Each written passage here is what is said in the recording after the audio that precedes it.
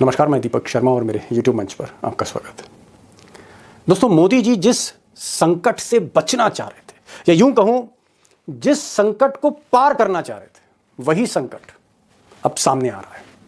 जी हां, 2023 का सेमीफाइनल 5 राज्यों का निर्णायक चुनाव, राजस्थान, मध्य प्रदेश, छत्तीसगढ़, तेलंगाना, मिजोरम। और अजीब इत्तेफाक है कि अगर राजस्थान छोड़ दें, अगर राजस्थान को थोड़ा सा किनारे रख दें, तो बाकी हर राज्य में मोदी जी की, बीजेपी की हालत बेहद खराब है।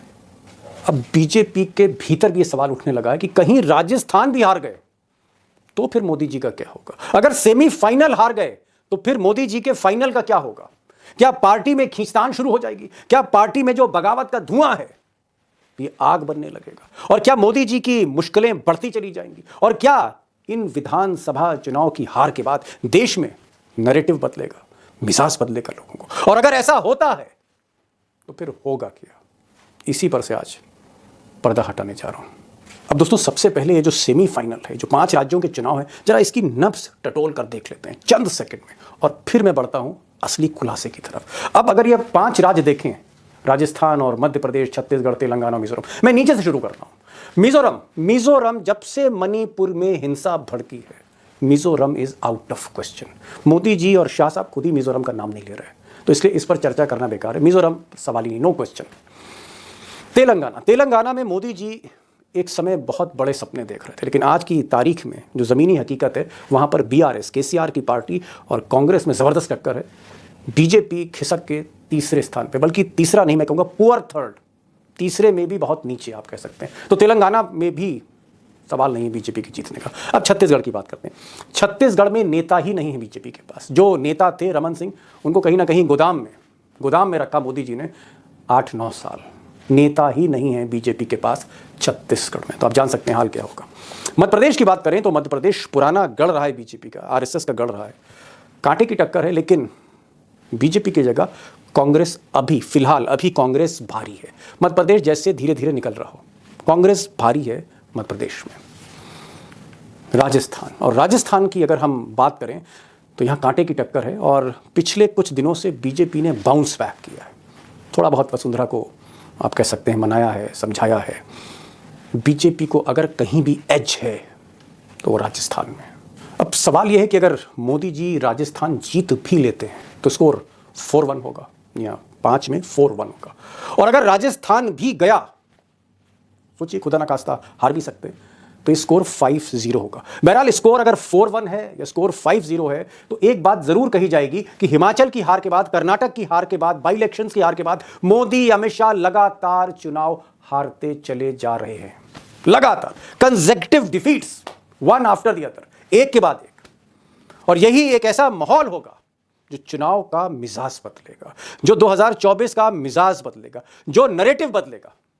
और जब नैरेटिव बदलता है तो कहीं ना कहीं वोट बैंक, जी हाँ, वोट बैंक की गणित भी बदलती है। एक बड़ा चंक आपके हाथ से निकलता है। जो मिजाज वाला वोट है, जो माहौल देखकर वोट करता है, आपके हाथ से निकलता है। अब दोस्तों, जो माहौल देखकर वोट देता है, वोट डालता है, मिजाज देखकर, माहौल देखकर, नैरेटिव देखकर जो वोट डालता है, उसे पॉलिटिकल साइंस में, या यूं कहें सेफोलॉजी में उसे फ्लोटिंग वोटर कहते हैं। या फ्लोटिंग वोटर बोले तो कि जो ना बीजेपी का है, जो ना कांग्रेस का है, जो एक तरह से तटस्थ है, जो एक तरह से किसी पार्टी का बेस वोट नहीं है, पार्टी से अटैच नहीं है, डिटैच है। माहौल देखकर, समा जब बंधता है और माहौल जब बनता है, यानी नैरेटिव सेट होता है, तो ये वोटर माहौल देखकर, मिजाज देखकर वोट डालता है। और 2014 में जो फ्लोटिंग वोटर है, यही सबसे बड़ी मोदी जी की ताकत थी, फ्लोटिंग वोटर। अब दोस्तों, अगर मोदी जी लगातार हारते चले गए, सेमीफाइनल हार गए, उससे पहले जैसे मैंने कहा हिमाचल प्रदेश हार गए, कर्नाटक हार गए, मजबूत गढ़ थे बीजेपी के, अगर ये लगातार हार मिलती ही चली गई, एक सिलसिला बनता चला गया, तो मैंने कहा कि मिजाज बदलेगा, फिर नैरेटिव देश का बदलेगा, चुनाव का। और तब ये जो फ्लोटिंग वोटर है ये हिट होगा। अब मैं चाहता हूं कि अगर आप एक आंकड़ा देखें, तथ्यों को देखिए, फैक्ट्स को देखिए, तो ये समझ में आ जाएगा कि अगर नैरेटिव चेंज हुआ लगातार हार के बाद, तो मोदी जी के लिए जीत 2024 में, कितनी मुश्किल हो जाएगी। फिर चाहे वो सर्जिकल स्ट्राइक भी करें फिर नैरेटिव चेंज करना इतना आसान नहीं है। तो एक बार जरा इस फ्लोटिंग वोट को आंकड़ों के हिसाब से समझ लेते हैं। अब दोस्तों, अगर आप 2009 का ये आंकड़ा देखें तो बीजेपी जिस वक्त लाल कृष्ण आडवाणी के नेतृत्व में चुनाव लड़ी थी और मनमोहन सिंह जीत गए थे दूसरी बार, 2009 में बीजेपी का जो वोट शेयर था वो था 18.80। आप 19% मान सकते हैं, 18.80 वोट शेयर था और बीजेपी हार गई थी।